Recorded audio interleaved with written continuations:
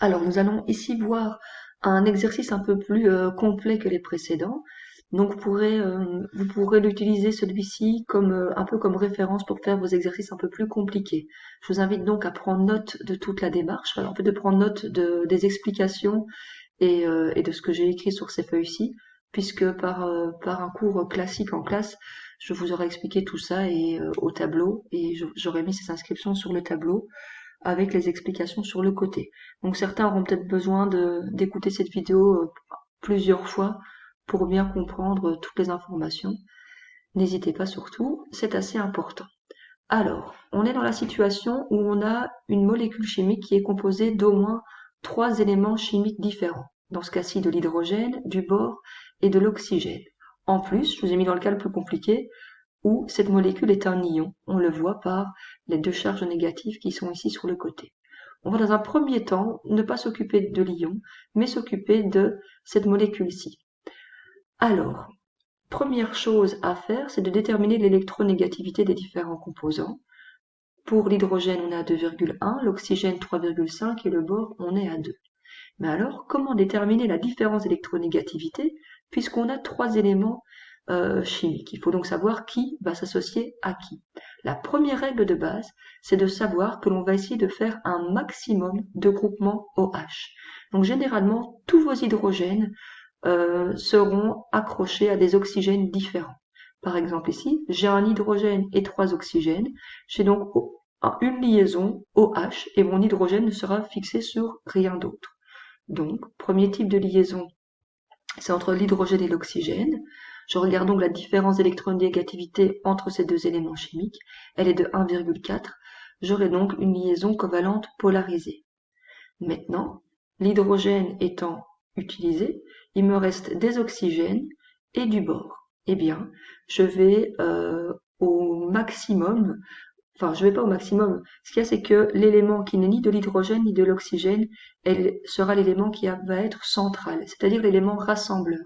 Il faut donc que tous mes oxygènes soient à un moment en contact avec ce bord pour que tout soit attaché. Donc, les oxygènes ne vont pas s'associer entre eux, ils vont se raccrocher au bord qui est la pièce centrale. J'aurai donc des liaisons oxygène-bore qui seront de nature liaison covalente polarisée, puisque la différence d'électronégativité est de 1,5.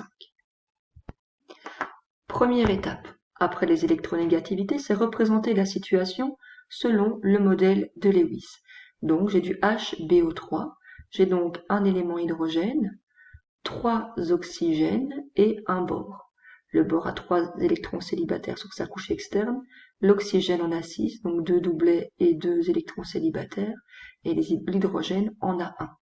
Alors comme je vous ai dit qu'on allait faire un maximum de liaisons OH, je viens mettre mon hydrogène à proximité d'un oxygène, et puis comme je vous ai dit que les oxygènes se rassemblaient au maximum sur le bord, qui lui a la position centrale, eh bien généralement on va mettre le bord, donc l'élément qui n'est ni oxygène ni hydrogène, au centre de notre représentation et les autres autour.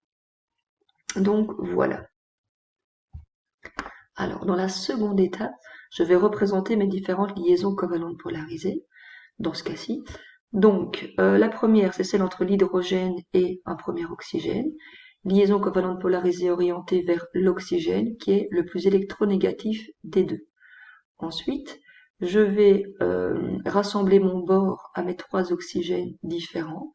Donc le bore est capable de faire 3 liaisons avec l'oxygène puisqu'il possède 3 électrons célibataires. J'ai donc une première liaison covalente qui le raccroche au premier oxygène, une seconde liaison covalente polarisée avec le deuxième oxygène et une troisième liaison covalente polarisée avec mon troisième oxygène.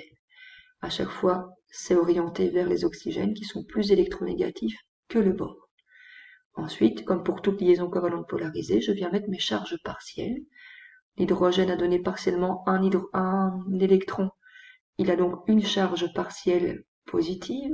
Cet oxygène-ci, il a reçu partiellement l'électron de l'hydrogène et partiellement un électron du bore. Il a donc 2 charges partiellement négatives. Celui-ci, par contre, il n'a reçu que il n'a reçu que partiellement un électron du bore. Il a donc une charge partiellement négative. Et celui-ci, même chose, une charge partielle négative, puisqu'il n'y a qu'un électron bord qui s'est un peu orienté vers lui. Le bord, quant à lui, a 3 charges partiellement positives, puisqu'il a partiellement donné chacun de ces 3 électrons célibataires. Au final, je vérifie si je suis bien en équilibre au niveau des charges partielles. J'arrive donc à un total de 4 charges partiellement positives, celles de l'hydrogène, les 3 du bord, et j'ai 2, 3, 4 charges négatives également, 4 positives, 4 négatives, le compte est bon. Seulement, quelque chose semble clocher quand même. On sait que les différents constituants vont essayer d'avoir leur couche externe complète, respecter l'octet pour se sentir plus stable.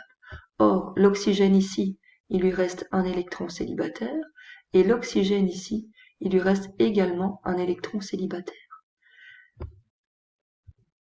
Eh bien, c'est là qu'entre en jeu ma charge doublement négative. En effet, dans l'énoncé, c'était du HbO3-. Ça voulait dire que j'ai sur ce groupement 2 électrons excédentaires qui vont me donner ces 2 charges négatives. Eh bien, où sont-ils en fait ces 2 électrons excédentaires? Ils sont ici. Le premier que j'ai noté en vert est venu se fixer à proximité de l'électron célibataire qui restait sur le premier oxygène, et le second électron excédentaire se trouve ici, et il est venu compléter, donc il est venu faire un doublet avec le dernier électron célibataire restant sur cet oxygène-ci. Donc voilà, au final, donc, ces 2 charges-là, je les représente par ces 2 électrons en plus, et par convention, on vient mettre la molécule finale entre crochets et les 2 charges-là sur le côté. C'est comme ça que l'on finit la représentation de ce genre de molécule.